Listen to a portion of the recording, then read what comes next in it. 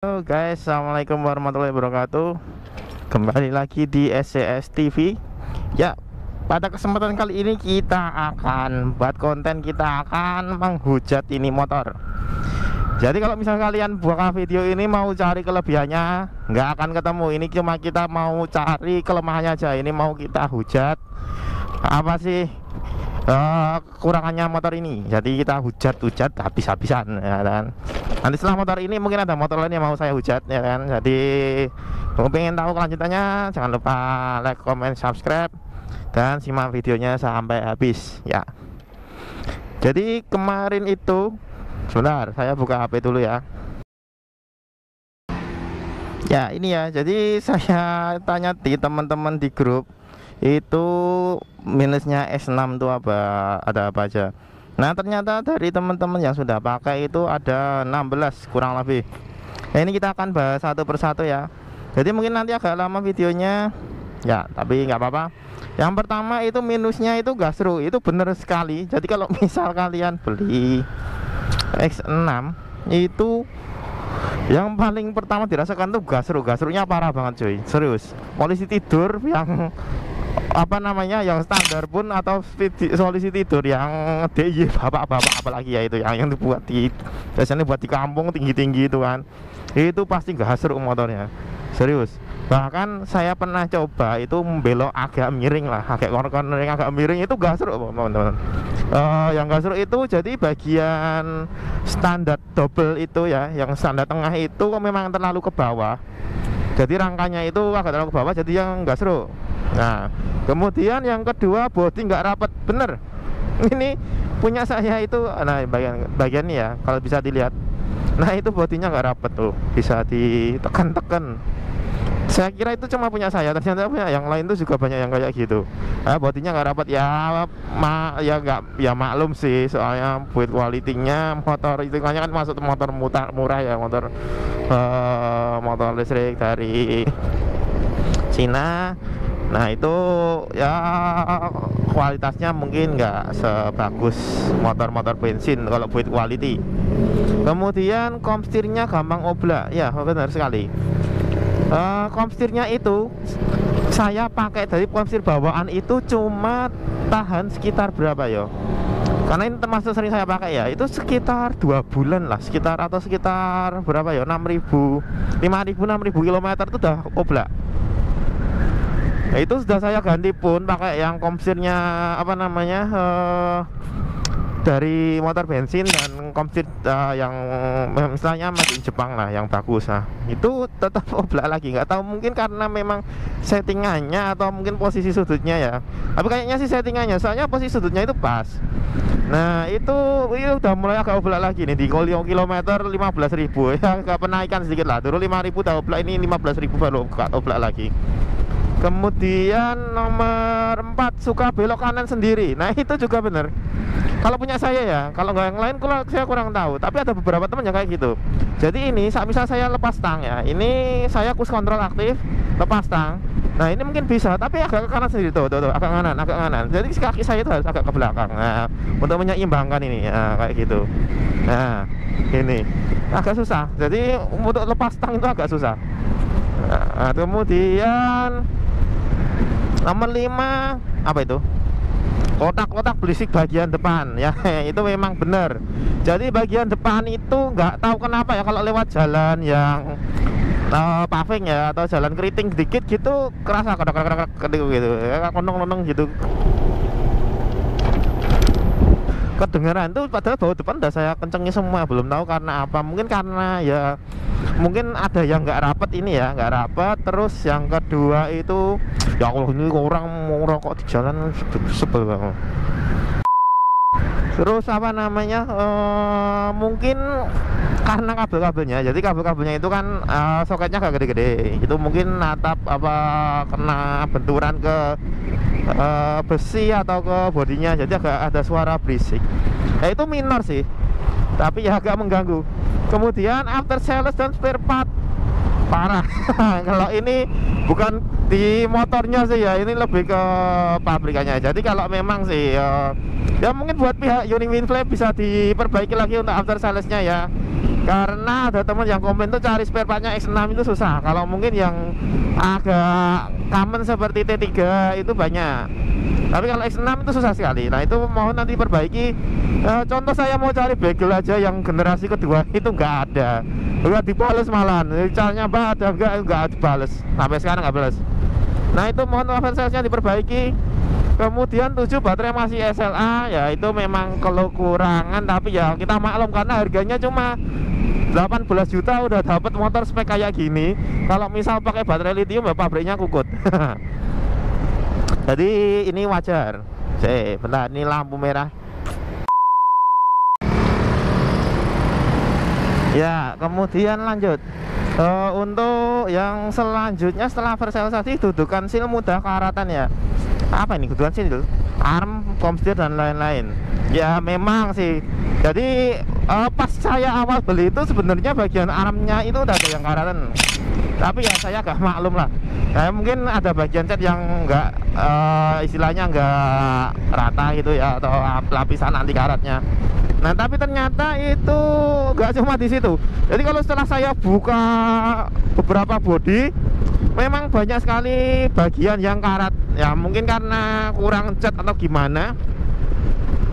Jadi memang benar ada banyak bagian yang berkarat.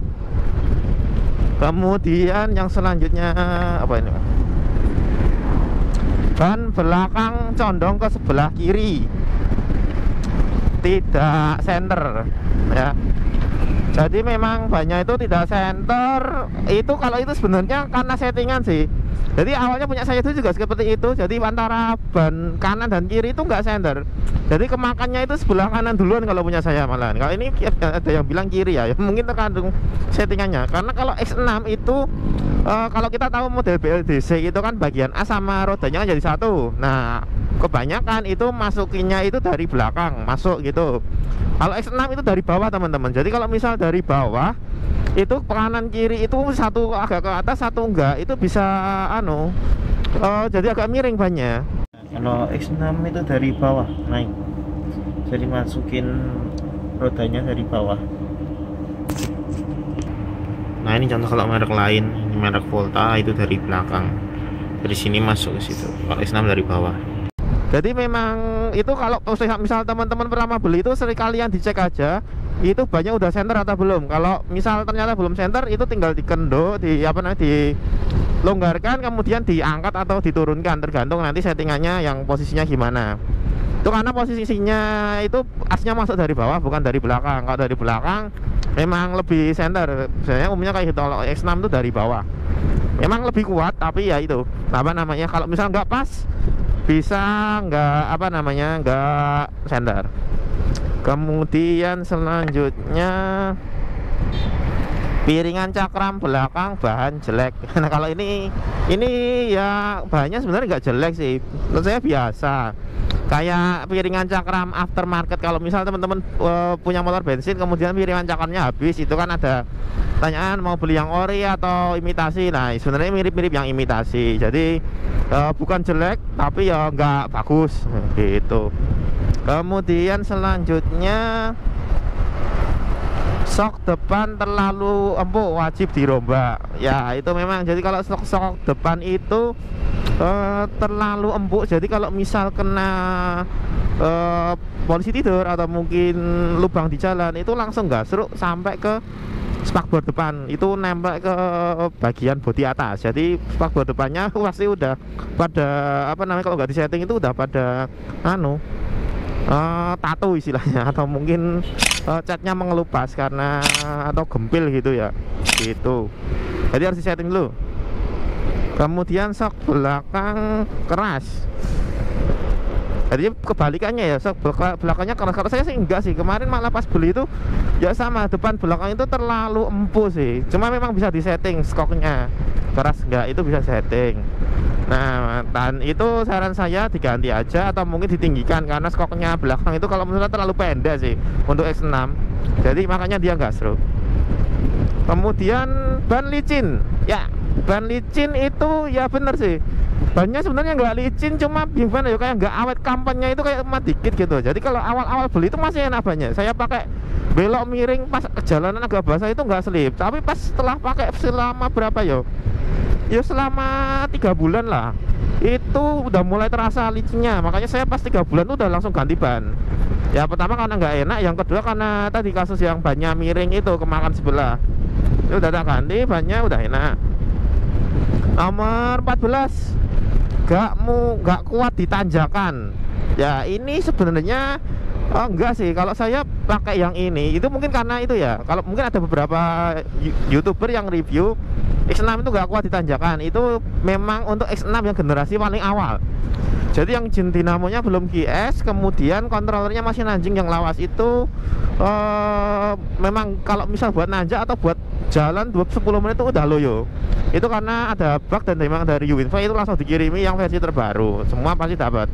Kalau klaim nanti bisa dapat yang versi baru. Dan ini saya generasi 2 dan 3 itu saya coba nanjak ke Tawangmangu ya. Tawangmangu itu kan tinggi. Saya pakai motor bensin aja kadang nggak kuat motornya. Itu bisa sampai atas, sampai Cemoro Sewu, itu beban 150 kilo bisa. Sampai sana normal, nggak ada kendala. Jadi tanjakan kuat ya. Nah kemudian motor berat ya, memang ini motornya berat. Jadi kalau bawaannya itu kan akinya 32H. Ini kebetulan saya sudah ganti lithium jadi agak enteng. Nah yang masih aki itu, satu aki itu bobotnya 10 kilo. Bayangkan kalau dia pakai 6 aki itu berarti 60 kilo untuk baterai saja, belum merangka dan lain-lain. Dan ini rangkanya itu agak gede ya daripada saudara-saudaranya kayak T3, T5, N9 itu. Ini rangkanya paling gede, paling rigid lah. Soalnya saya buat ngebut kecepatan 90-an tuh bisa sampai bisa lepas stang satu, jadi cuma stangan satu aja bisa. Tapi kalau pakai kayak T5, N9 itu agak gede-gede gitu, agak gimana, kayak rasanya kopong gitu loh gitu. Kemudian tapi itu kalau misal itu ya resikonya motornya lebih berat sih. Kalau yang pakai cewek jelas nggak nyaman banget. Jadi emang ini cocoknya buat cowok atau cewek yang tenaganya gede, yang jager-jager ya, itu mungkin bisa. Kemudian yang 16 yang terakhir ya, chargernya murahan. Ya memang chargernya charger murahan. Memang charger biasa itu harga berapa, 200 ribuan itu. Nah untuk motor segede ini semahal ya, agak relatif mahal sih. Tambah 14 juta ya, tambah charger kayak gitu ya rasanya kurang cocok lah. Harusnya bisa lah charger yang agak gede dikit, soalnya kan kapasitas baterainya kan 32Ah. Bisa lah dikasih charger yang 5 atau 6Ah masih aman. 5 atau 6 ampere maksudnya, itu masih aman. Tapi ini pakai charger yang 3,8 kalau nggak salah, itu ngecasnya lama banget. Nah itu chargernya memang murahan. Jadi kalau teman-teman beli ya pakai charger, kalau rusak ya memang chargernya nggak bagus gitu, kualitas chargernya kurang bagus. Jadi kalau misal rusak ya komplain, paling nanti dikirim baru beberapa bulan rusak lagi. Nah itu mending diganti sekalian yang ampere agak gede gitu. Dari yang 5 atau 6 ampere bisa untuk yang aki SLA itu. Ya udah ya, berarti udah ya 16 udah itu semua. Untuk kekurangan X6 itu dari pengalaman saya dan teman-teman yang sudah pakai sama, mungkin ada yang 1 tahun, ada beberapa bulan, kurang lebih seperti itu. Ya itu ya teman-teman, jeleknya motor ini tuh kayak gitu. Ya tetap semua produk ada kelebihan kekurangannya. Ini kita bahas kekurangannya aja ya, karena ya. Jadi gitu aja untuk video kali ini. Jangan lupa like, komen, dan subscribe. Kemudian nanti akan saya bahas juga untuk motor yang lain, jadi jangan sampai ketinggalan. Terima kasih untuk waktunya. Ya, wassalamualaikum warahmatullahi wabarakatuh. Ya, banyak juga ya 16 ya.